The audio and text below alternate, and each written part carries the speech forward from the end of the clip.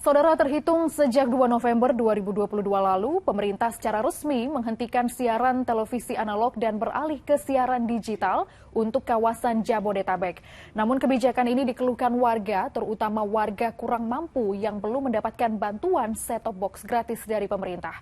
Lalu apakah pendistribusian set-top box salah sasaran? Kami hadirkan diskusi bersama rekan Reza Ramadansyah.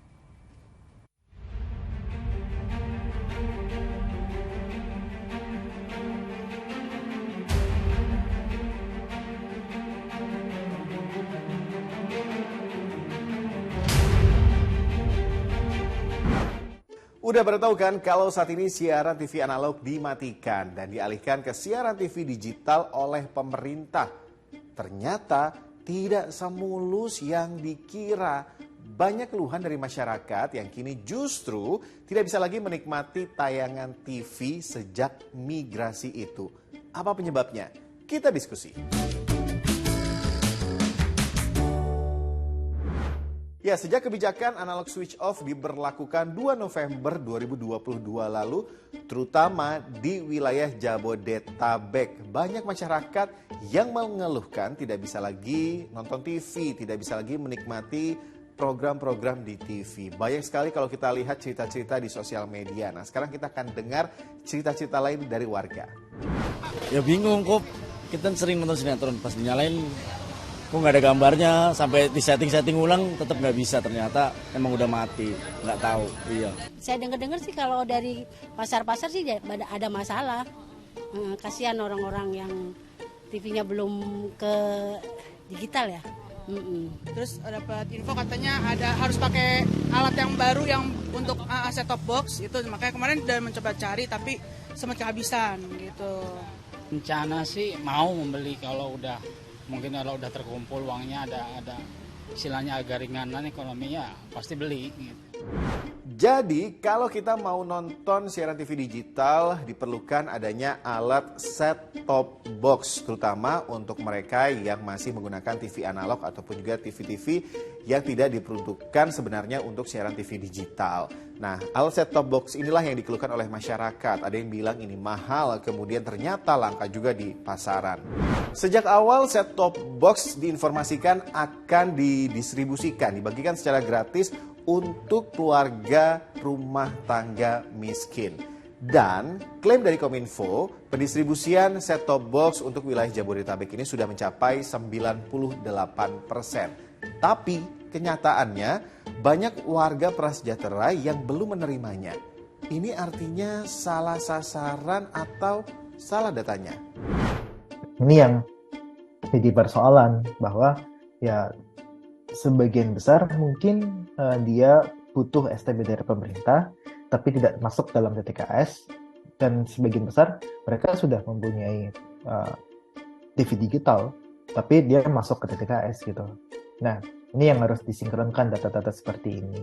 Dan jangan lupa masalah mengenai pembagian STB ini jadi bisa, istilahnya adalah berpotensi itu disalahgunakan ya, karena ini sudah melebihi target waktu yang ditetapkan, dan juga dengan pembagian seperti ini mungkin BPK bisa masuk gitu, karena saya rasa sangat rawan sekali terhadap penyelewengan anggaran negara. Yang jelas sebenarnya mau tidak mau masyarakat harus dan industri ya itu harus bisa bermigrasi dari TV analog ke TV digital, gitu kan, karena TV digital ini memang banyak kelebihannya kan, lebih jernih, suaranya lebih bagus dan sebagainya. Nah, kemudian ketika menghadapi istilahnya adalah kendala di lapangan dalam pembagian STB secara free gitu kan. Nah, tentu pemerintah harus mengevaluasi pembagian distribusi selama ini gitu kan, dan terutama untuk yang distributornya itu berasal dari non pemerintah yang ditunjuk oleh pemerintah tentunya. Kominfo memberhentikan siaran TV analog secara bertahap sejak 2 November kemarin. Siaran televisi dialihkan ke digital. Salah satunya dengan alat set-top box ini. Ada yang gratis, Ada juga yang masih berburu karena stoknya yang langka di pasaran. Ada juga yang sudah beli mahal-mahal tapi ternyata masih belum bisa juga dapat gambar. Sebetulnya banyak yang masih bertanya-tanya kenapa siaran TV analog ini dialihkan ke digital, dimatikan siaran TV analognya.